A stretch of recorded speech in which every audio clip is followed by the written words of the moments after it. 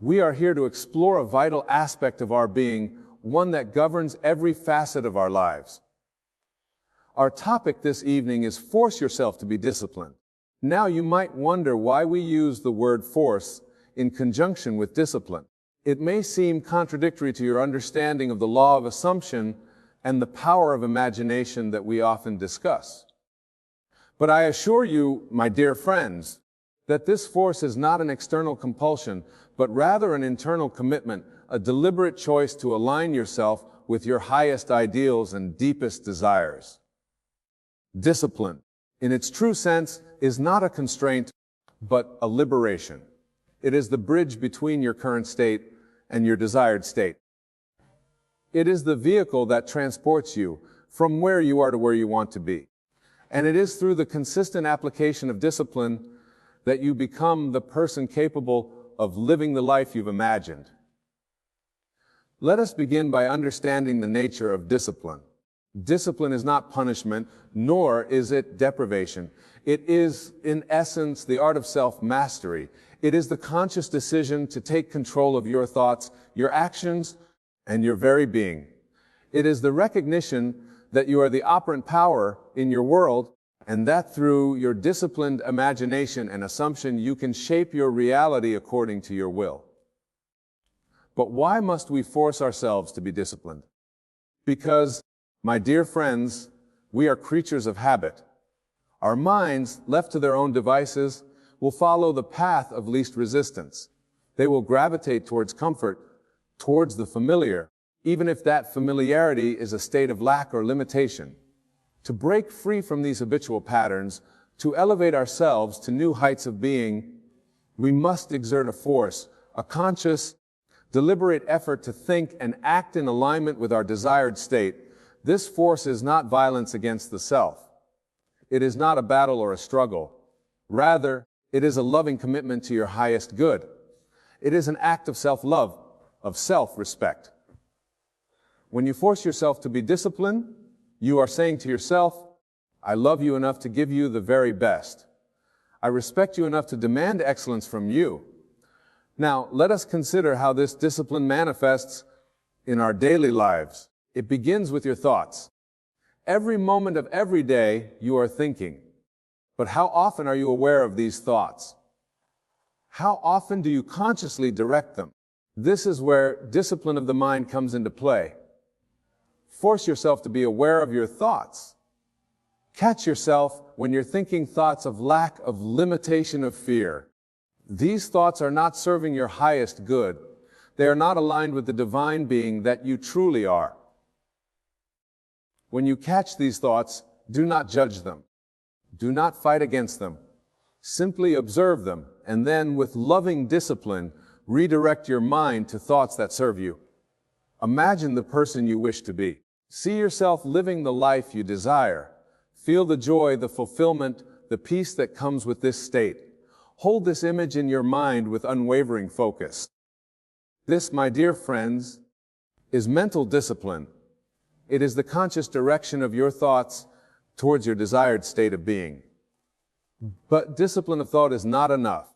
It must be coupled with discipline of feeling. For it is your feeling that gives life to your thoughts, that impresses them upon your subconscious mind. Force yourself to feel the reality of your imagined state. Feel it with all the intensity you can muster. Feel it as though it were already a fact in the external world. This discipline of feeling is not always easy. There will be times when your current circumstances seem to contradict your desired state. There will be moments when doubt creeps in, when fear threatens to overwhelm you. In these moments, you must force yourself to maintain the feeling of your wish fulfilled. You must discipline your emotional state, choosing to feel joy, abundance, and peace regardless of external conditions. Remember, my dear friends, that your outer world is but a reflection of your inner state. As within, so without. Therefore, by discipline your inner world, your thoughts and feelings, you inevitably transform your outer world. This is the power of disciplined imagination and assumption. Now, let us consider the discipline of action. For while thought and feeling are powerful, they must be supported by aligned action. Force yourself to act from the state of your wish fulfilled. Behave as the person you wish to be would behave. Make decisions as that person would make them. Speak as that person would speak. This discipline of action requires courage. It demands that you step out of your comfort zone, that you do things that may feel unfamiliar or even frightening. But remember, growth occurs at the edge of your comfort zone. By forcing yourself to act in alignment with your desired state, you are breaking old patterns and creating new ones. You are literally rewiring your brain, creating new neural pathways that support your new way of being. One of the most powerful forms of disciplined action is the spoken word. Force yourself to speak words that align with your desired reality. Eliminate phrases of doubt, of lack, of limitation from your vocabulary. Replace them with words of power, of abundance, of certainty. Speak as though your desire were already fulfilled. For your words are decrees, they are commands to the universal subconscious mind. When you catch yourself speaking words that do not serve your highest good, do not berate yourself. Simply pause, take a deep breath, and consciously choose words that align with your desired state. This discipline of speech will not only impact your own subconscious mind, but will also influence those around you. For the world responds to your words by reflecting back to you the reality you declare.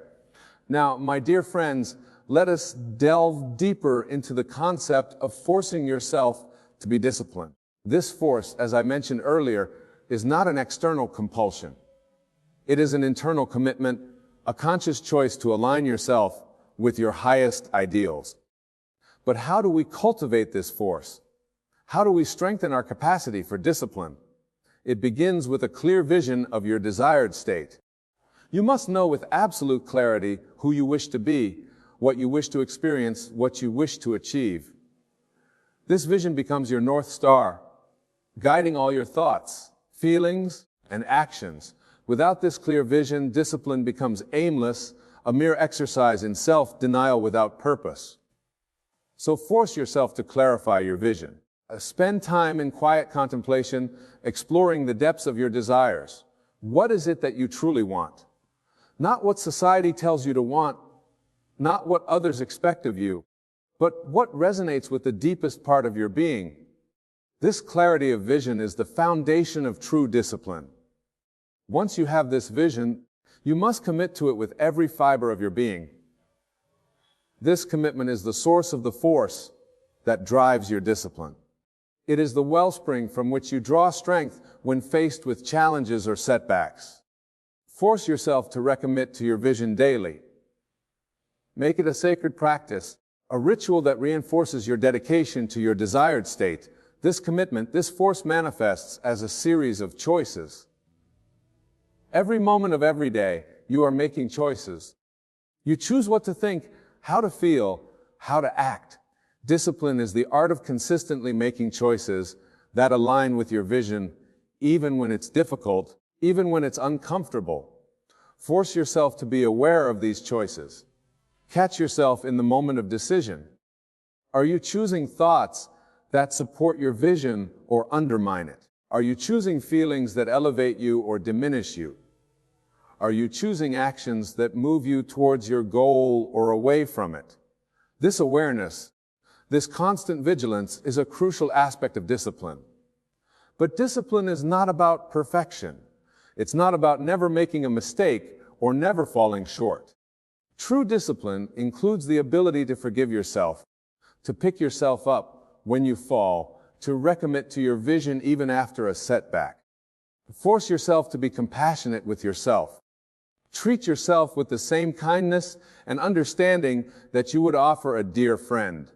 Remember, my dear friends, that you are engaging in a process of transformation. You are literally remaking yourself, recreating yourself in the image of your highest ideals. This process takes time. It requires patience, persistence, and above all, discipline. Force yourself to be patient with this process. Understand that change doesn't happen overnight. Your current state, Your current habits of thought and feeling and action were not formed in a day. They are the result of years of repetition of unconscious patterns. To change these patterns requires time and consistent effort, but do not let this discourage you. For every moment of disciplined thought, every instance of aligned feeling, every act of committed behavior is a step towards your desired state. Each choice, no matter how small it may seem, is a brick in the foundation of your new reality. Now, let us consider the role of imagination in this process of disciplined transformation. Your imagination, my dear friends, is the workshop wherein you fashion the template of your life.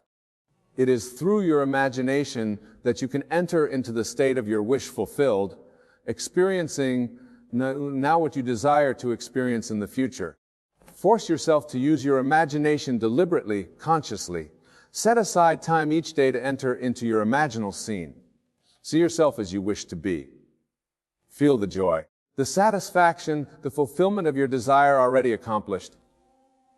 Imaginal acts so vivid, so real, that it feels more present, more tangible than your current physical reality. This disciplined use of imagination is not mere daydreaming or fantasy. It is a powerful creative act, for your subconscious mind does not distinguish between what you vividly imagine and what you actually experience in the physical world. Therefore, as you persist in your imaginal act, as you discipline yourself to maintain the feeling of your wishful gazee, you impress this new state upon your subconscious mind. And once impressed, your subconscious mind must express this new state in your outer world, for that is the law of your being. Your outer world must conform to your inner assumptions. It has no choice in the matter. This is the power of disciplined imagination. But imagination alone is not enough. It must be coupled with faith. You must force yourself to believe in the reality of your imaginal act. This faith is not blind optimism or wishful thinking. It is a deep, unshakable knowing that what you have imagined must come to pass. This faith, my dear friends, is itself a form of discipline. For there will be times when your senses deny the reality of your imaginal act. There will be moments when your current circumstances seem to contradict your assumed state. In these moments, you must force yourself to maintain your faith. You must discipline your mind to reject the evidence of your senses and hold fast to the truth of your imagination. Remember, the physical world is but a shadow, a reflection of your inner state. It is not the cause, but the effect. Therefore, no matter what your current circumstances may be, hold fast to your imagined state.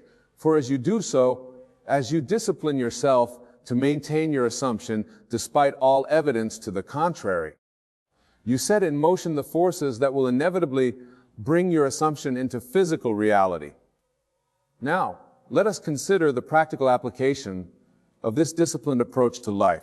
How do we force ourselves to be disciplined in our daily lives? It begins with structure.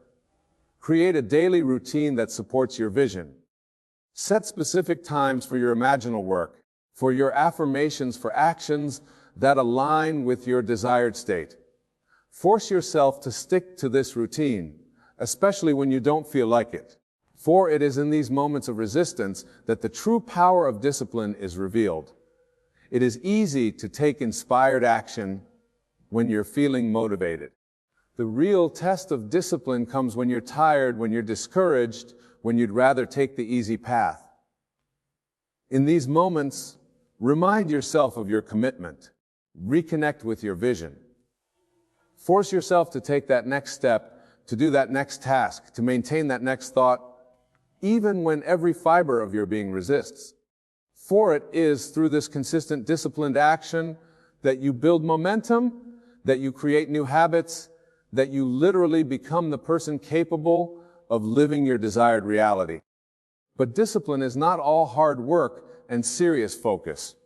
It also includes the discipline of joy, of play, of relaxation. Force yourself to find joy in the process of transformation. Discipline yourself to celebrate every small victory, every step forward, no matter how tiny it may seem. For joy is not just the result of achieving your goals, it is the fuel that powers your journey. When you approach your discipline with joy, with a sense of playful exploration, you tap into a wellspring of energy that makes the process not just best bearable, but enjoyable. Force yourself to take time for rest and rejuvenation. Discipline yourself to care for your physical body, your emotional well-being, your spiritual connection. For you are not separate from your body, from your emotions, from your spirit. You are a unified whole, and true discipline honors all aspects of your being. Now, my dear friends, let us address a common misconception about discipline. Many believe that discipline is about rigid control, about forcing yourself to do things you don't want to do. But true discipline, the kind of discipline we're discussing tonight, is about aligning yourself with your deepest desires, with your highest good. When you force yourself to be disciplined in the way we've discussed, you're not going against your true nature. You're aligning with it. You're becoming more of who you truly are. You're allowing your divine nature to express itself more fully through you. This understanding transforms discipline from a burden into a joy. It becomes not something you have to do, but something you get to do. It becomes an expression of self-love, of self-respect, of honoring the divine being that you truly are. So force yourself to see discipline in this new light. Discipline yourself to approach your practice with joy, with excitement, with a sense of reverence for the creative power you're wielding. For in truth, this disciplined use of your imagination, this consistent alignment of your thoughts, feelings and actions with your desired state is the highest form of prayer. It is a declaration to the universe of who you truly are. It is a command to your subconscious mind to express your divine nature more fully. It is an act of co-creation with the infinite intelligence that pervades all of existence. As you continue on this path of disciplined transformation, you will find that it becomes easier, more natural. What once required conscious effort becomes your default state of being. Your disciplined thoughts become habitual. Your assumed feelings become your natural emotional state. Your aligned actions become automatic. But do not let this fool you into complacency. Continue to force yourself to grow, to expand, to reach for even higher states of being. For there is no limit to what you can become, to what you can achieve, to what you can experience. The only limits are those you impose upon yourself through your own thoughts and assumptions. So discipline yourself to continually expand your vision. Force yourself to imagine even greater possibilities for yourself and for humanity. For as you elevate yourself, you elevate all of creation. As you discipline yourself to express more of your divine nature, you contribute to the evolution of human consciousness. Remember, my dear friends, that you are not alone in this journey. The entire universe is supporting you, conspiring to bring your assumptions into reality. Trust in this support. Have faith in the perfect working of the law. Discipline yourself to maintain this trust, this faith, even when appearances suggest otherwise. For in truth, there is no otherwise. There is only your assumption, your disciplined imagination, and its inevitable expression in the physical world. Everything else is illusion, shadow, temporary appearance. Hold fast to the truth of your being, to the reality of your assumed state, and watch as the world reshapes itself to match your assumption. As we near the end of our time together tonight, I want to leave you with this final thought. The discipline we've discussed is not a destination, but a journey. It is not something you achieve once and for all, but a continual process of growth, of expansion, of becoming. So force yourself to embrace this journey. Discipline yourself to find joy in the process, to celebrate each step along the way. For it is through this journey that you discover the true extent of your power, the limitless nature of your being. Go forth from this place tonight with a renewed commitment to discipline. Force yourself to maintain the state of your wish fulfilled. Discipline your thoughts to dwell only on what you want to experience. Control your emotions to feel only the satisfaction of your desire accomplished. Direct your actions to align with the person you wish to be. Do this not from a place of lack or need, but from a place of power, of certainty, of knowing. For you are divine beings, creators of your reality. The discipline we've discussed tonight is simply the means by which you consciously direct this creative power. And know that as you do so, as you force yourself to be disciplined in your assumptions, in your imagination, in your faith, you are fulfilling the grandest purpose of all. You are allowing the divine to express more fully through you. You are becoming a clearer channel for infinite intelligence to enter this world. So shine bright, my dear friends. Shine with all the radiance of your disciplined imagination, your controlled emotions, your aligned actions. Shine so brightly that others cannot help but be illuminated by your light.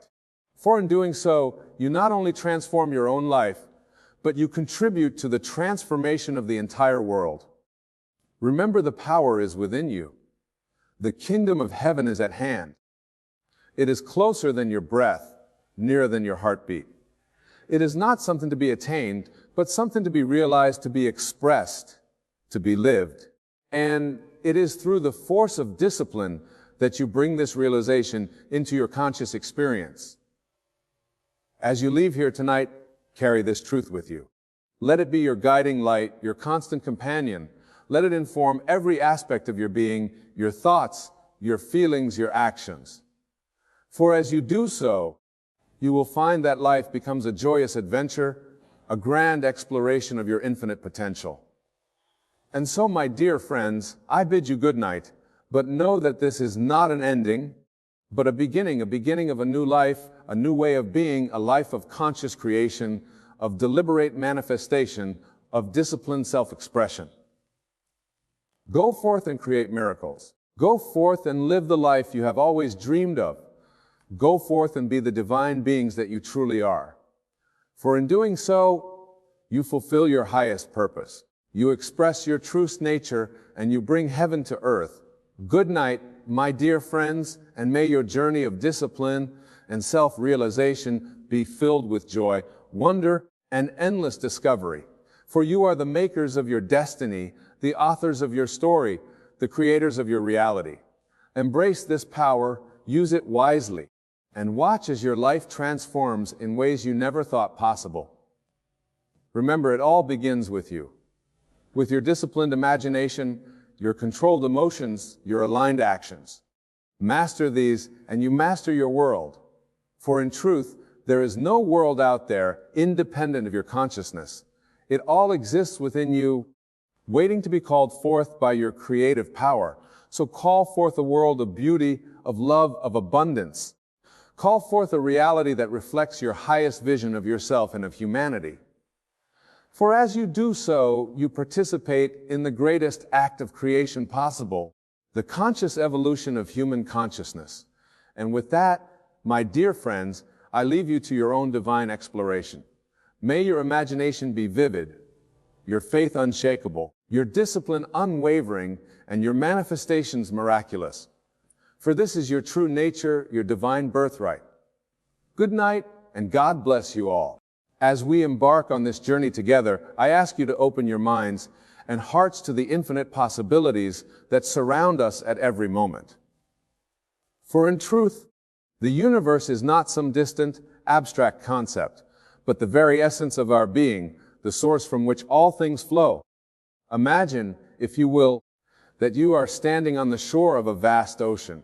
The waves crash against the sand, each one unique, yet part of the greater whole. This ocean, my dear friends, is the universe's infinite, powerful, and ever-present universe. And you are not separate from this ocean, but a vital part of it. You are, in essence, a drop of water that contains within it the entire ocean. Now let us delve deeper into this concept of trusting the universe. Many of you may have been taught to strive, to struggle, to fight against the currents of life. But I say to you, this struggle is unnecessary, for when you truly understand your place, in the grand tapestry of existence, you will see that the universe is not something to be conquered, but a loving, abundant force that is always working in your favor. Consider for a moment the natural world around us. Does the acorn struggle to become an oak tree? Does the caterpillar fight against its transformation into a butterfly? You know, my friends, these miracles of nature unfold effortlessly, guided by an innate intelligence that knows exactly what is needed for growth and transformation.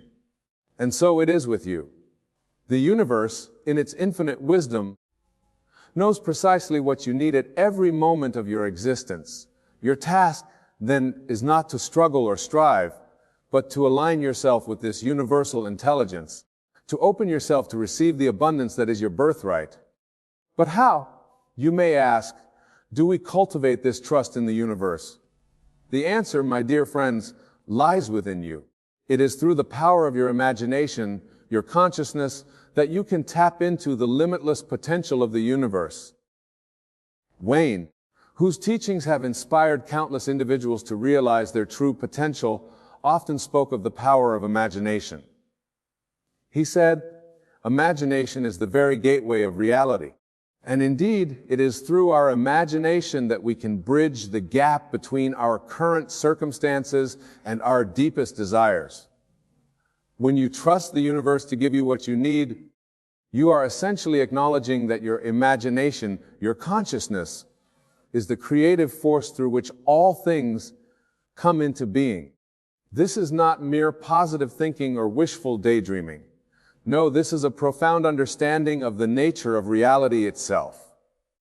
Consider for a moment your own life experiences.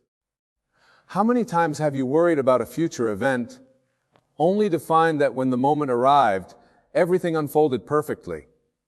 How often have you received exactly what you needed, precisely when you needed it, sometimes in ways you could never have anticipated? These are not coincidences, my friends. These are manifestations of the universe responding to your deepest needs and desires. When you trust in this process, when you align your consciousness with the infinite intelligence of the universe, you open yourself to a flow of abundance that knows no bounds. But trust, like any skill, must be cultivated. It requires practice, patience, and above all, a willingness to let go of the illusion of control. Many of us have been conditioned to believe that we must micromanage every aspect of our lives, that we must plan for every contingency and guard against every possible misfortune. But I say to you, this constant state of anxiety and hypervigilance is not only unnecessary, it actually blocks the very blessings you seek. When you are constantly trying to control outcomes, you are essentially telling the universe that you don't trust its wisdom. You are saying, "I know better than the infinite intelligence that created and sustains." Can you see the folly in this thinking? Can you feel the exhaustion that comes from trying to carry the weight of the world on your shoulders? My dear friends, I invite you now to release this burden. Take a deep breath and feel the relief that comes with surrendering to a higher power, a power that knows your needs even before you do. This surrender, this trust is not passive. It's not about sitting idly by and waiting for good things to fall into your lap. No, trusting the universe is an active process, one that requires you to cultivate a state of consciousness aligned with your deepest desires. Wayne taught that the key to manifesting our desires lies in assuming the feeling of the wish fulfilled. In other words, to trust the universe to give you what you need, you must first feel as though you already have it. This may seem counterintuitive at first, but it is a profound truth that has the power to transform your reality. Let me give you an example. Suppose you desire financial abundance. Instead of focusing on your current lack, instead of worrying about bills or debts, you would assume the feeling of already being financially secure. You would walk, talk, and carry yourself as someone who has all their financial needs met. You would feel the relief, the joy, the freedom that comes with abundance. As you maintain this state of consciousness, As you live from the end, as Wayne would say, you align yourself with the frequency of abundance. And the universe, responding to this alignment, begins to rearrange circumstances in your favor. Opportunities arise. Unexpected windfalls occur. Solutions present themselves, all because you have tuned yourself to the frequency of abundance. This principle applies to every aspect of your life: relationships, career, health, personal growth. Whatever it is you need, whatever it is you desire, assume the feeling of already having it. Live from that state of fulfillment and watch as the universe conspires to make it your reality. But my dear friends, I must caution you. This is not about trying to control specific outcomes or manipulate events to your liking. True trust in the universe involves surrendering your limited perspective to a higher wisdom. It means being open to receiving what you need, even if it doesn't come in the package you expected. Often, the universe has plans for us that far exceed our own limited imaginings. When you trust the universe to give you what you need, you open yourself to possibilities beyond your current comprehension. You allow miracles to enter your life. Think back to times in your life when things didn't go as you planned, when you faced disappointments or setbacks. In the moment, these experiences may have seemed devastating, but looking back, can you see how they led you to where you are now? Can you recognize the growth, the lessons, the unexpected blessings that came from those challenges? This is the wisdom of the universe at work. It sees the bigger picture, the grand tapestry of your life, in ways that your limited human perspective cannot. When you trust in this wisdom, when you surrender to its guidance, you align yourself with a power that can transform your life in ways you never thought possible. But trust, my friends, is not always easy.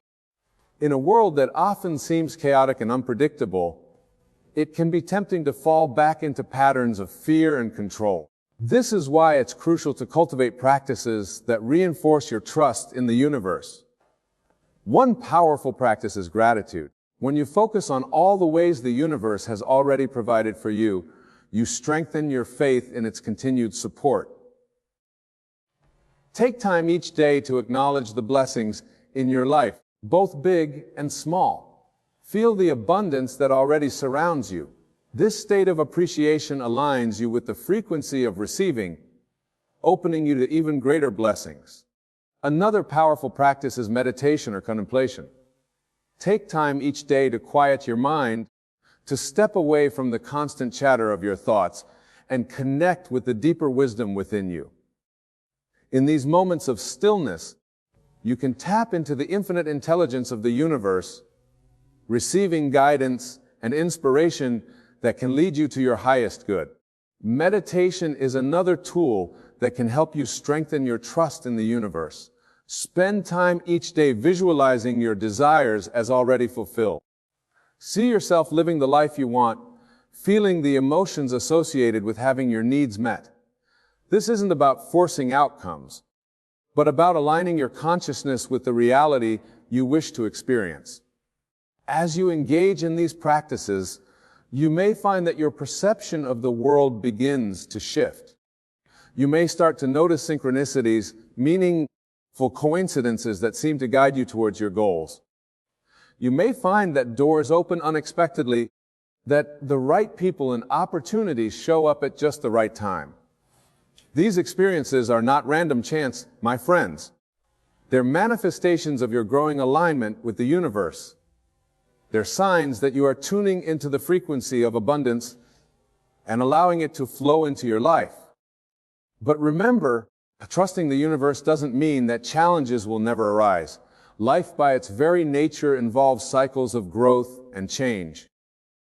There will be times when you face obstacles, when your faith is tested.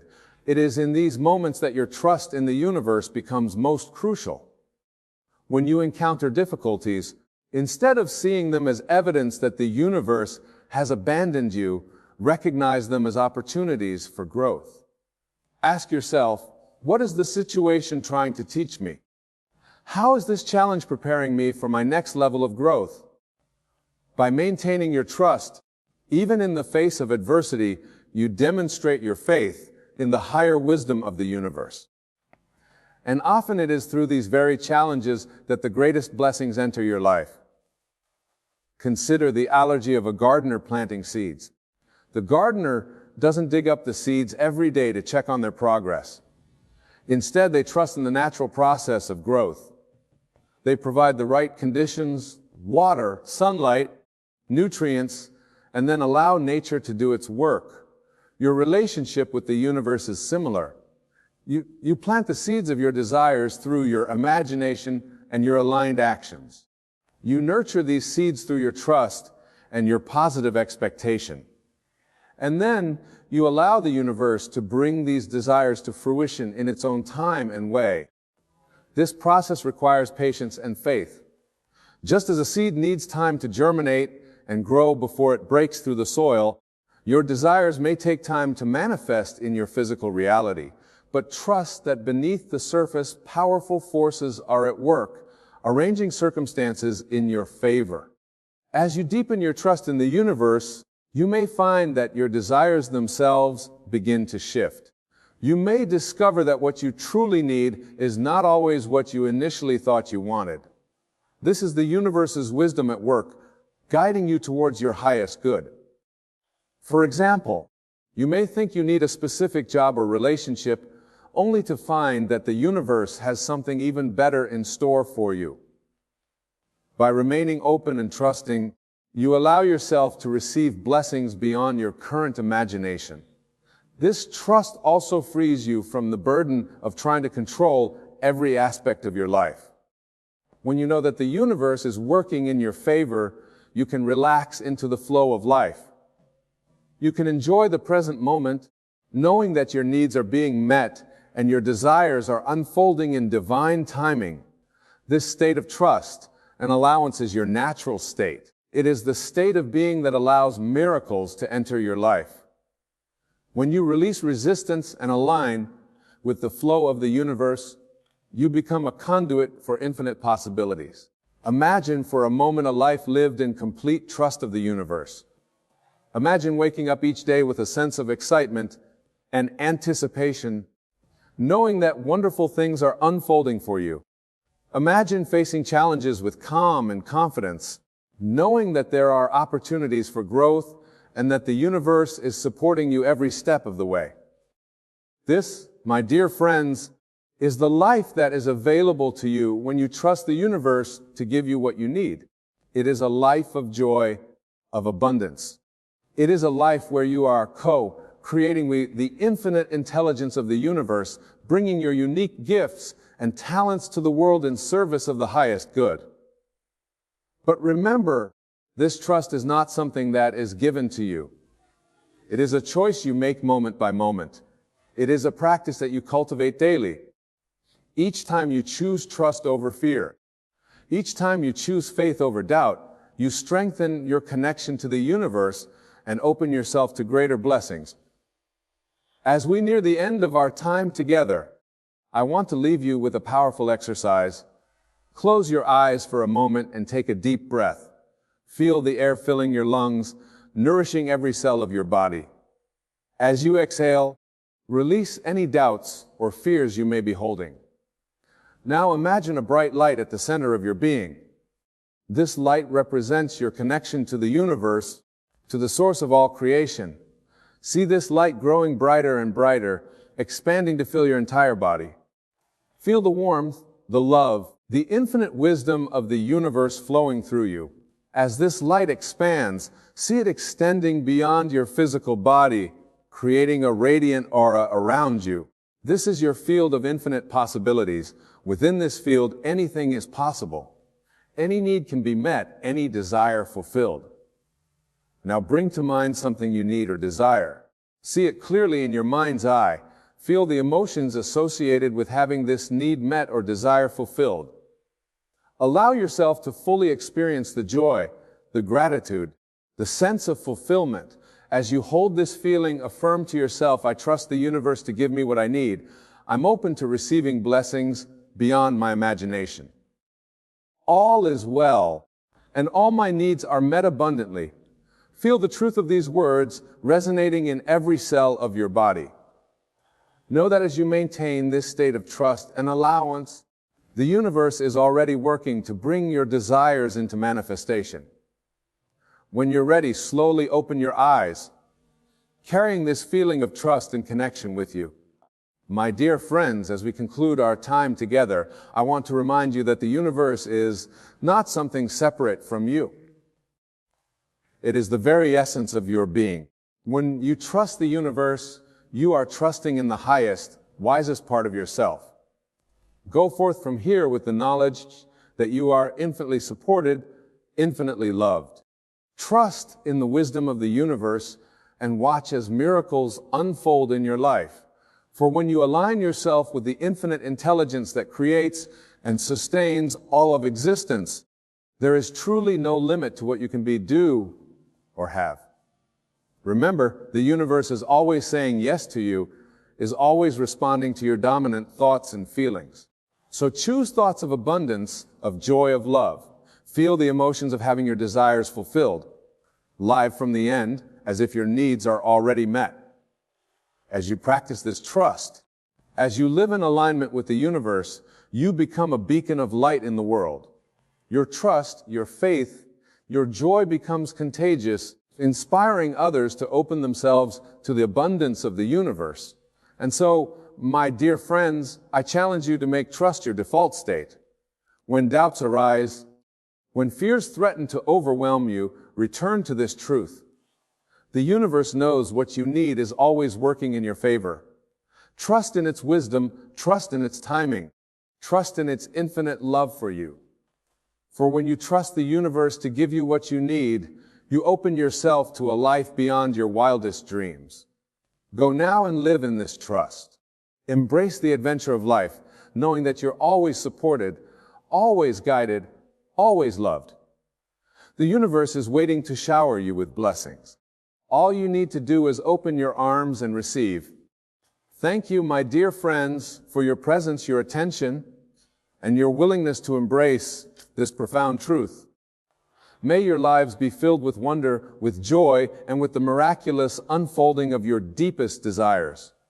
Trust the universe and watch as your world transforms before your very eyes. And remember, in the words of Neva Goddard, your assumption, though false, if persisted in, will harden into fact. So persist in your assumption of trust, of abundance, of love, and watch as these become the facts of your life. You part ways. Carry this message in your heart. You are the operant power in your world. Your consciousness, aligned with the wisdom of the universe, has the power to shape your reality in magnificent ways. Trust in this power. Trust in yourself. Trust in the universe. For in this trust lies the key to a life of true fulfillment, of boundless joy, of infinite possibilities. Go forth and claim this life, my friends. It is your birthright. It is your destiny. It is the gift that the universe is waiting to bestow upon you. Trust, receive, trust, and become. Trust and transform your world. Thank you, and may the infinite wisdom and love of the universe guide you always. I want to share with you a profound truth about what I call the state of divine solitude. For those who are chosen, those who carry a higher purpose, often find themselves walking a path of sacred isolation. In the Bible it states, many are called but few are chosen. This is not mere poetry. This is a precise description of the spiritual law that governs those marked for a higher purpose. Let me share with you what I call the law of divine separation. When you are chosen for a greater purpose, you will often find yourself naturally separated from the common patterns of friendship and relationship that others take for granted. You see, most people make this fundamental error. They view their solitude as a punishment, their isolation as a curse. But I tell you this, your solitude is actually a sacred preparation. Your isolation a divine protection. Consider what I call the state of heightened consciousness. The chosen ones operate at a frequency that naturally sets them apart. Their consciousness vibrates at a level that makes common relationships and friendships difficult to maintain. This is what the scripture means when it says, "Be ye not unequally yoked together." This is not about judgment or superiority. It's about vibrational alignment and spiritual compatibility. Let me share with you another profound aspect, what I call the law of conscious elevation. As your consciousness elevates, as your awareness expands, you naturally find yourself moving away from relationships that no longer match your frequency. Think about this deeply. When you are chosen, you enter what I call the state of divine preparation. Your solitude is not emptiness, it is fullness of purpose. Your isolation is not punishment, it is protection for your mission. Consider what happens in what I call the state of spiritual incubation. Just as a butterfly must undergo its transformation alone in its cocoon, the chosen ones must often undergo their spiritual transformation in solitude. This is what the Bible means when it says, "Come ye out from among them, and be ye separate." This separation is not about rejection of others. It's about alignment with your higher purpose. Let me share with you what I call the law of divine timing. Your period of solitude, your time without friends or relationships, is perfectly timed for your spiritual development and the fulfillment of your purpose. You see, while others may fill their lives with constant social interaction, the chosen ones are being prepared in solitude for something far greater than mere social connection. Consider what I call the state of sacred solitude. In this state, you are not truly alone. You are in communion with your higher self, with your divine purpose, with the infinite intelligence that chose you. Let me share with you what I call the state of divine focus. When you are chosen, your solitude becomes the lens through which your purpose becomes crystal clear, uninhibited by the distractions of casual relationships. In the Bible, it states, "Enter into thy closet and shut the door." This closet represents your state of sacred solitude, where the deepest revelations and transformations occur. Consider what I call the law of spiritual magnetism. Your heightened consciousness naturally repels those who vibrate at a different frequency. This is not rejection. It is divine protection and selection. This is what the scripture means when it says, "Touch not, taste not, handle not." The chosen ones must often abstain from common associations that would dilute their spiritual power. Let me share with you another profound dimension, what I call the state of consciousness. Your solitude marks you as distinct, not in a way of superiority, but in a way of divine purpose and specific calling. You see, most people make this crucial error.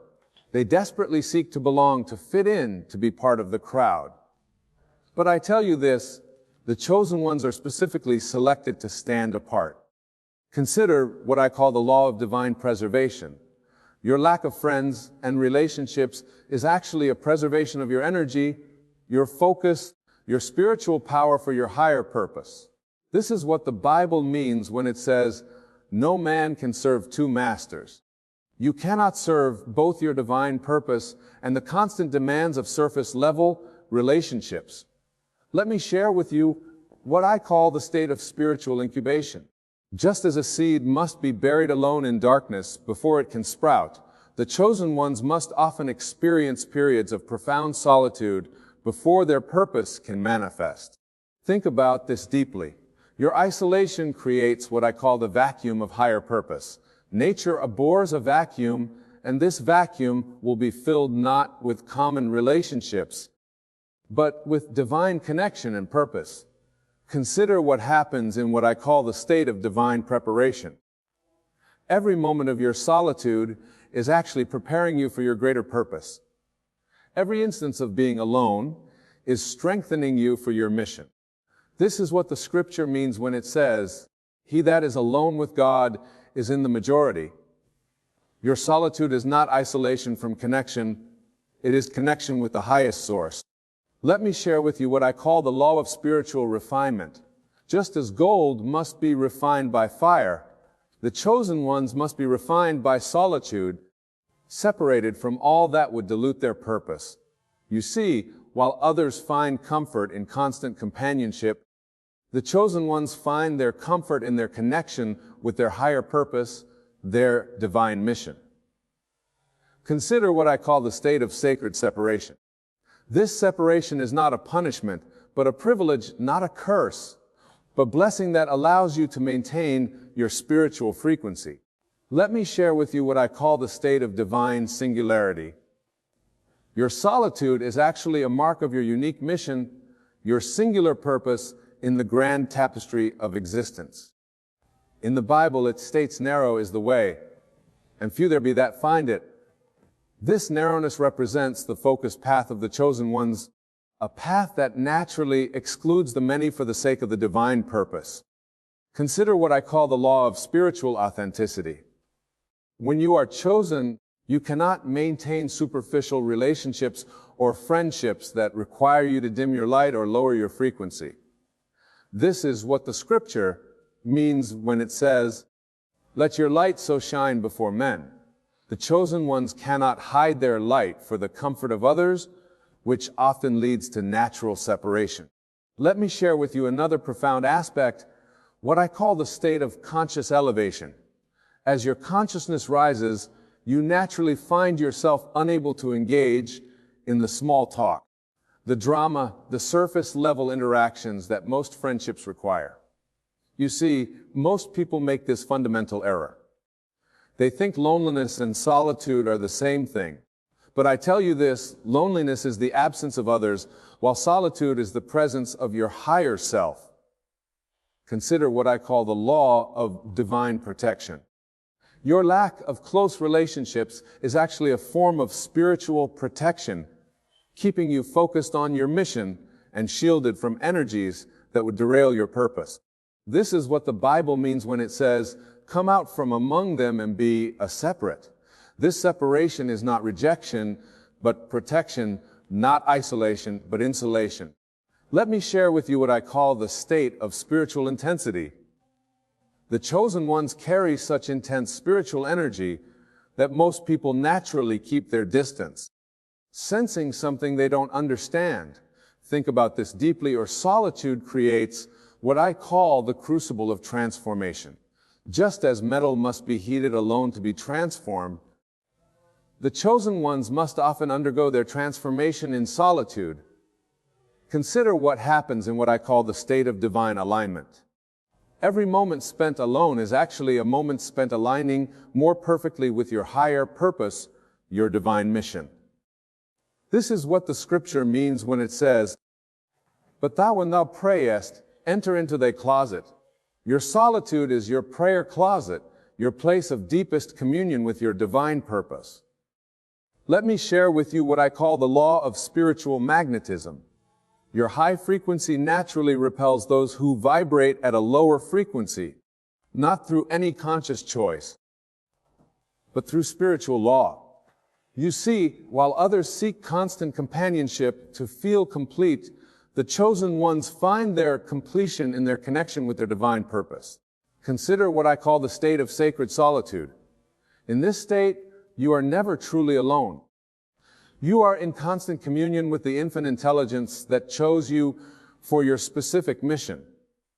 Let me share with you what I call the state of divine discernment. Your solitude sharpens your ability to discern truth from illusion, genuine connections from superficial ones. In the Bible it states, "Be still and know that I am God." This stillness, this solitude becomes your gateway to the deepest knowing, the highest understanding. Consider what I call the law of spiritual acceleration. When you are free from the distractions of casual relationships and friendships, your spiritual growth accelerates at an unprecedented rate.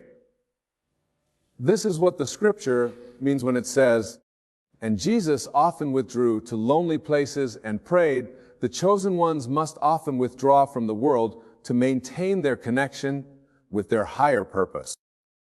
Let me share with you another profound dimension, what I call the state of conscious purification.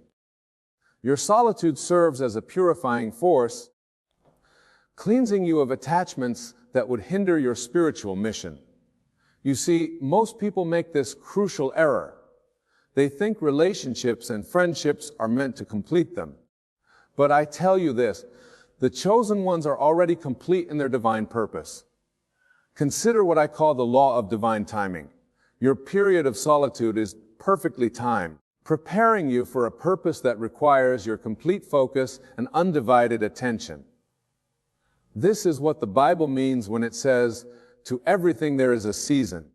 Your season of solitude is as divinely ordained as any other season in your life. Let me share with you what I call the state of spiritual intensity. The chosen ones carry such concentrated spiritual energy that it naturally creates a space around them, a buffer zone that few can penetrate. Hike about this deeply, or solitude creates what I call the vacuum of higher consciousness. This vacuum cannot be filled by ordinary relationships or friendships. It can only be filled by divine purpose. Consider what happens in what I call the state of divine preparation. Every moment spent alone is actually a moment spent in preparation for your greater purpose, your higher calling. This is what the scripture means when it says, "Many are called, but few are chosen." The very state of being chosen often requires a separation from the many, a walking apart from the crowd. Let me share with you what I call the law of spiritual resonance. You naturally attract or repel others based on your spiritual frequency as a chosen one. Your frequency is often too high for most to maintain prolonged contact. You see, while others find their comfort in numbers, the chosen ones find their comfort in purpose, in mission, in divine connection. Consider what I call the state of sacred solitude. In this state, you are never truly alone. You are in constant communion with the infinite intelligence that selected you for your specific purpose. Let me share with you what I call the state of divine amplification. In your solitude powers, your intuition, your connection to higher conscious becomes amplified without the interference of others' energies. In the Bible, it states, "When thou prayest, enter into thy closet." This closet represents not just physical solitude, but the sacred space where your powers are amplified through isolation. Consider what I call the law of spiritual preservation. Your lack of close relationships acts as your spiritual energy, keeping it pure and focused for your divine purpose. This is what the scripture means when it says, "Cast not your pearls before swine." The chosen ones must often withhold their deepest truths, their highest wisdom, which naturally creates distance from others. Let me share with you another profound aspect, what I call the state of conscious elevation. As your consciousness rises higher and higher, you naturally find yourself operating at a frequency that few can match or maintain. You see, most people make this fundamental error. They think connection means constant company. But I tell you this, the deepest connection often requires profound solitude. Consider what I call the law of divine protection. Your solitude serves as a protective shield, preventing the dilution of your spiritual energy by those who cannot understand or support your mission. This is what the Bible means when it says, "A prophet is not without honor, save in his own country." The chosen ones often find themselves set apart, even from those closest to them. Let me share with you what I call the state of spiritual intensity. Your very presence carries such concentrated spiritual energy that it naturally creates distance, not through any conscious choice, but through spiritual law. Think about this deeply. Your solitude creates what I call the crucible of transforming. Just as gold must be refined alone in the fire, the chosen ones must often undergo their transformation in isolation. Consider what happens in what I call the state of divine alignment. Every moment spent alone is actually a moment spent aligning more perfectly with your cosmic purpose, your divine mission.